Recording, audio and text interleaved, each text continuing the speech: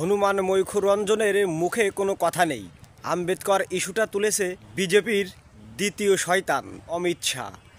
বাংলায় বারবার বাঙালিদের উস্কে দিয়েছে বাংলাদেশের বিরুদ্ধে সাম্প্রদায়িক দাঙ্গা বাঁধানোর। তার আর এক দোসর শুভেন্দু অধিকারী, সে বারবার চেষ্টা করে গিয়েছে।